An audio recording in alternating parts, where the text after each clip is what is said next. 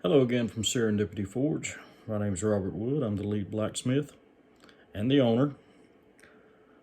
And we're going to have another little video for you today. And what a day it's been. It started at 5 a.m. this morning for me, trying to get a few things done so I could take the afternoon off and maybe rest a little bit before I go back to my other full-time job tomorrow, which I'm a paramedic for the local EMS service. But plans never work out quite like they should. Nevertheless, I was able to make a little bit of progress. I got a few things done for customers. This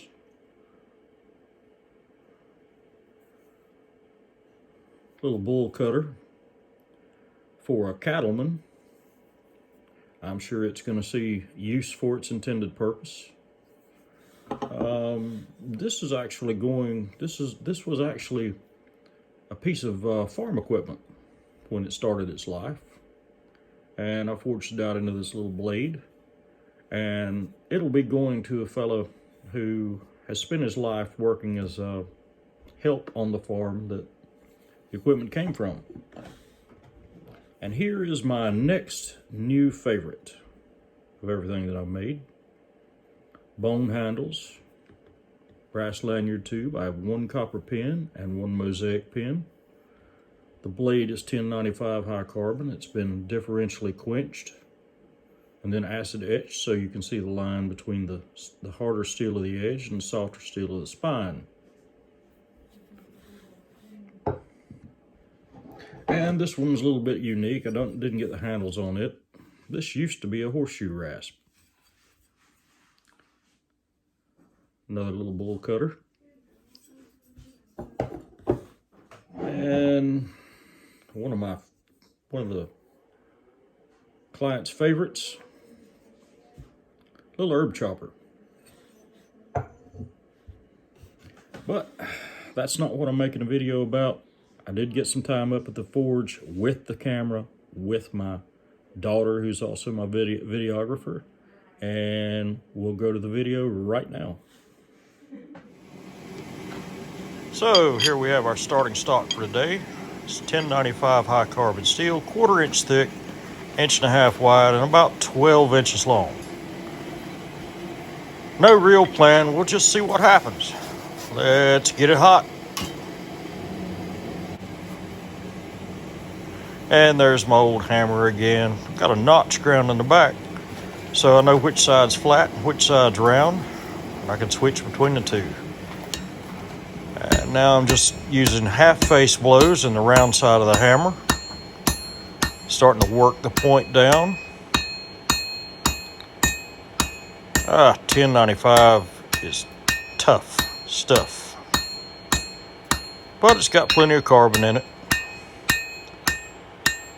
And that steel is not nearly as hot as it looks on that camera. That's way too hot.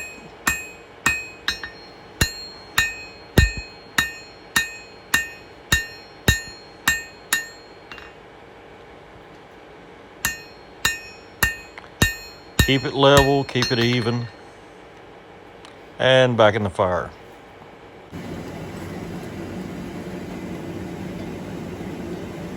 And out we go. Back to work on that point some more. Knock it down, knock it down. Working it back. Notice I'm not chasing the steel with the hammer. I'm moving the steel under the hammer. Hammering in one spot and moving the steel under the hammer.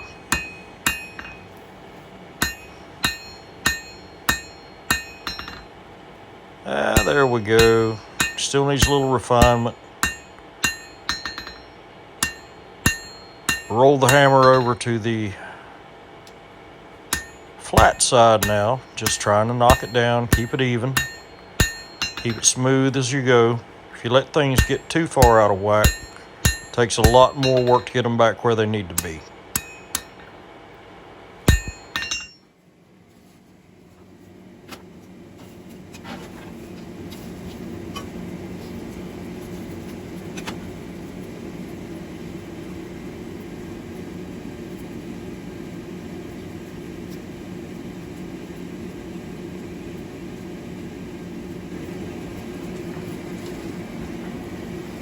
Out of the fire again. Back to refining that point. Still need to bring it down again. Using the flat side of the hammer, just tickling it a little bit, not hitting it hard. Even things up, level things up, keep them where I want them. Still no idea what I'm going to do with this thing at this point. Just swing the hammer and let the steel be what it wants to be.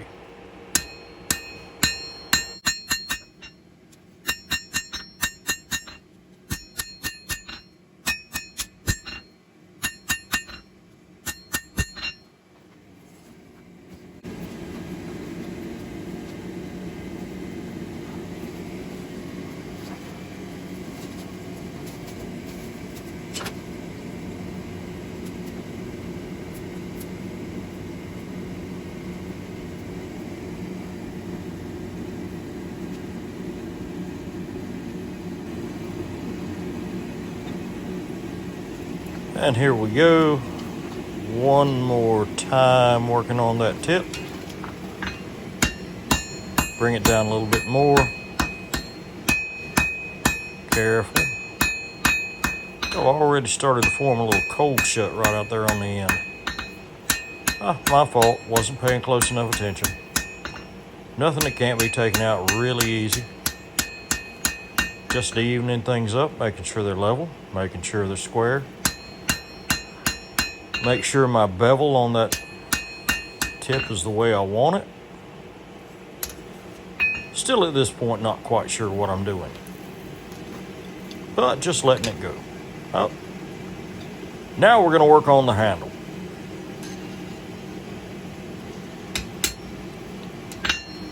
Kind of figuring my length out. Warm it up a little bit.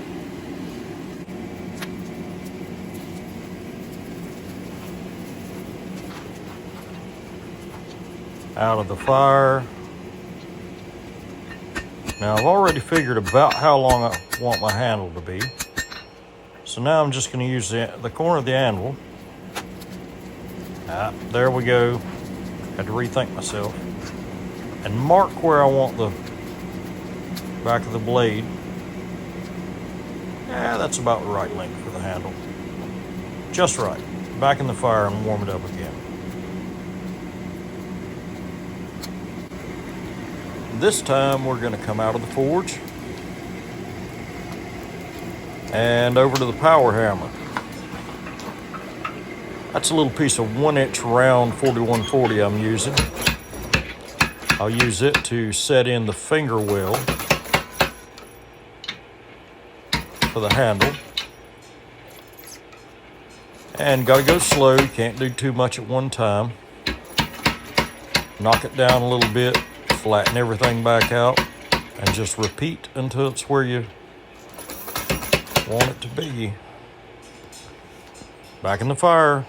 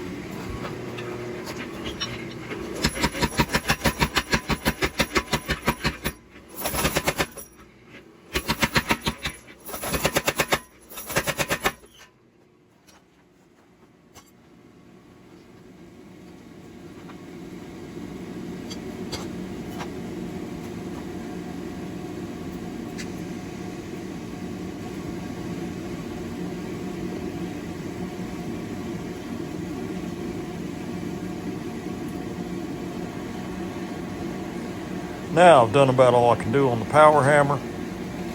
So we're going to go back to the anvil and start refining and shaping that handle a little bit more.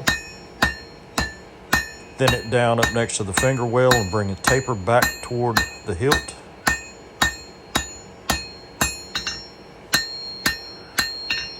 Got to keep it flat. And I'm just thinning it near the finger well, letting the tip flare as it wants to. Knock a little curve into it. And just keep working.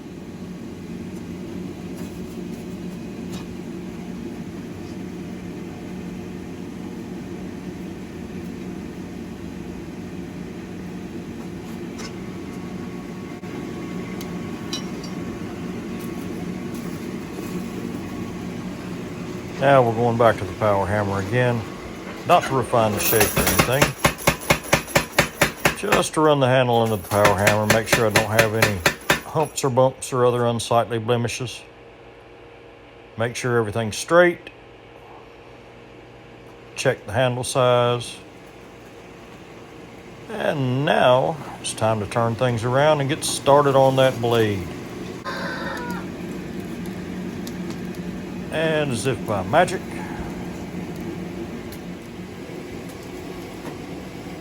nice and hot. Now, like I said before, that steel is not nearly as hot as it looks in the camera. Now, I'm just starting to work my bevel down, starting at the tip, working about halfway up the steel. What I'm doing basically is pinching the steel between the hammer and the anvil, and just shoving the steel down where I want it to go. Well, I say where I want it to go, but at this point, I'm just kind of working and letting the knife take shape as it wants. Working that edge down, moving the steel under the hammer. There we go. As you'll notice that as I work that bevel down, the tip curves up. And later on, you'll notice as I work the bevel back toward the heel of the knife, the blade will take a little curve. That's because the hammer is stretching the metal at the edge, and as it stretches, it has no choice but to force a curve into the blade. If I wanted a straight blade, I would have curved the blade in the opposite direction and then let the hammer straighten it out as I hammer the bevels in.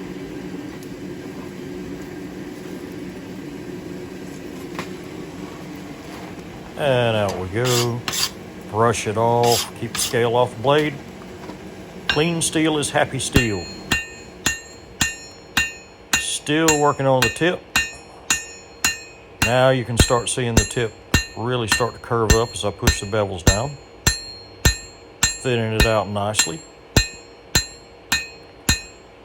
You see, my hammer is pretty much staying in one spot, and I'm moving the steel under the hammer. I'm not going to chase the steel all over the anvil.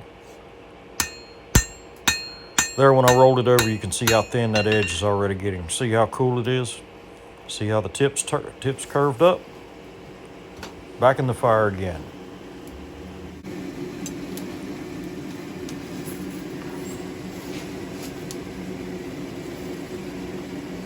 And out of the fire. Brush her off. And start working the edge back toward the heel. Now, you probably can't see it in this video, but I've noticed at this point that this blade's already starting to take a little bit of a recurve back along the spine. And at first I thought I'd work that out and straighten it out, make just your standard clip point Bowie shape. But then, after thinking about it again, I decided to just go with it. Hopefully come out with something with some nice curves, a nice sort of a Persian style fighter. So let's see what happens.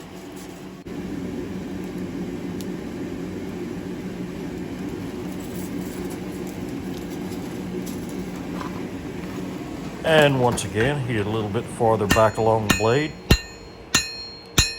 Just working that edge, working that bevel in. Spreading that steel, pulling it down away from the spine. You can see it's getting wider. You can see that spine starting to take that upward sweep.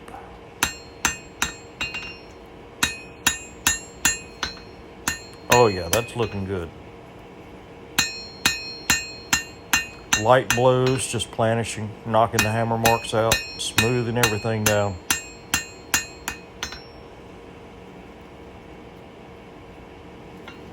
Yeah, pretty well pleased with that.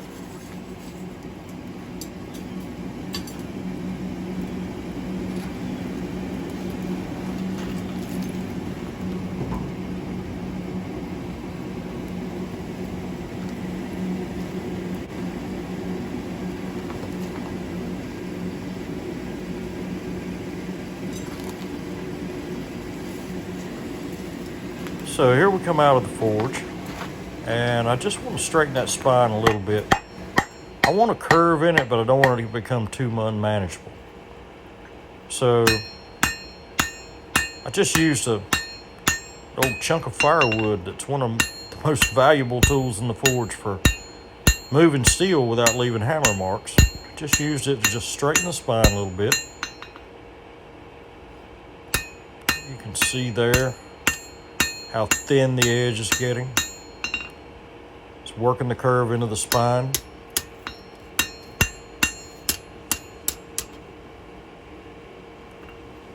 Not much left, just a few more inches.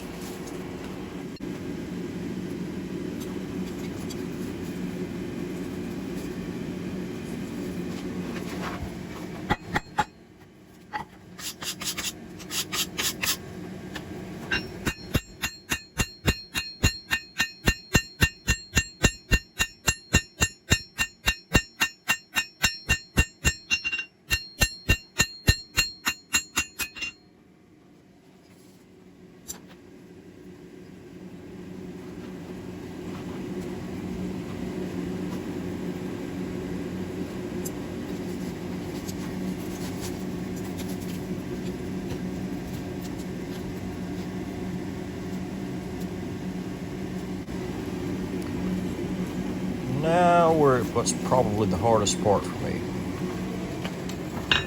And that's working out the last little bit of the blade back at the heel. Back at the heel of the edge. Right in front of the finger well, or choil, or whatever however a person wants to term it. Bringing that down and getting it square is always a challenge. If you get your handle up onto the anvil, you're going to knock your blade one-sided. You've got to keep your handle off the anvil the whole time that you're doing this hammering. Checking the edge for uniformity. Just a little quick tap. I'm liking the curves on this blade at this point.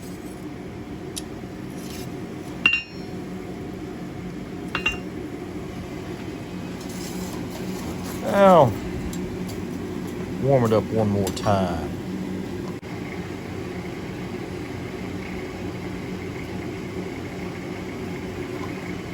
Out of the fire we go. And even though this blade is pretty well straight, I'm going over to the vise just to make sure. Just clamp it down a little bit at the spine. Looking good. Now up to the edge.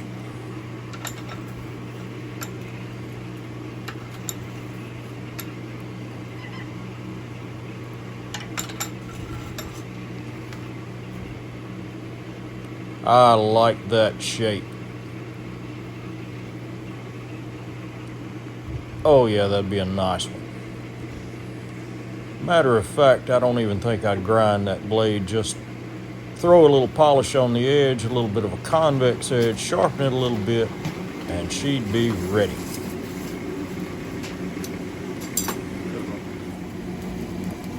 Now, I'm not showing you the normalization process. That blade's been normalized 3 times. Now she's going in the quench.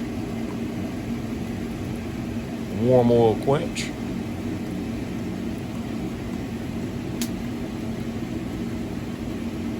There we go.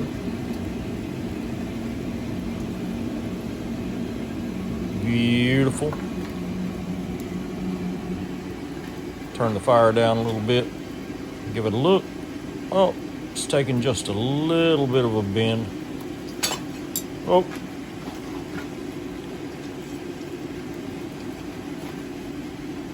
Not quite as straight as I want it. So while it's still warm, go back down to the vise.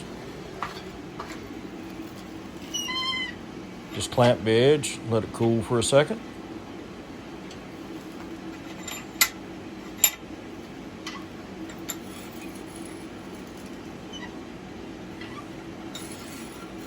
Barely clamping it now. I'm pretty much using the vise jaws just to check straightness.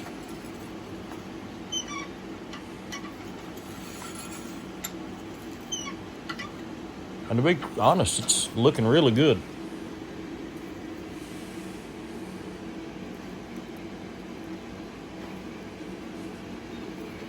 Oh yeah, just right.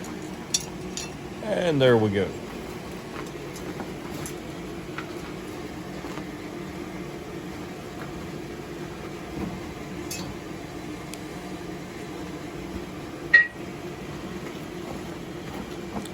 And we've gone from 12 inches out to just about 14 and a half for the total length. Well, that seemed to go rather well, didn't it? Started out with a nice little piece of steel, a little bit of heat, a little bit of hammering, came up with a really nice blade. That's where the frustration comes in for this weekend. After I cut the camera off, instead of going straight to the temper, which I usually do, I decided to take the blade inside, polish it up a little bit on the grinder, bring it in, temper it, and then later on make a video showing the temper colors along the edge so I could explain that process a little better. But I'm clumsy. And as I was coming out of my grinding room, the ground is wet, soupy mess here. Slid in the mud, dropped the blade, and of course it landed on the only rock anywhere around. Any blade that's come right out of the quench before it's tempered is hard and brittle, almost like glass. That was 1095. It's very brittle. Of course, it landed on the rock. The blade is riddled with cracks. That's one for the scrap pile. But at least you got to see the process. You kind of got to see how it's done. Maybe we'll have better luck next time and we can show you the finished product. Have a great day.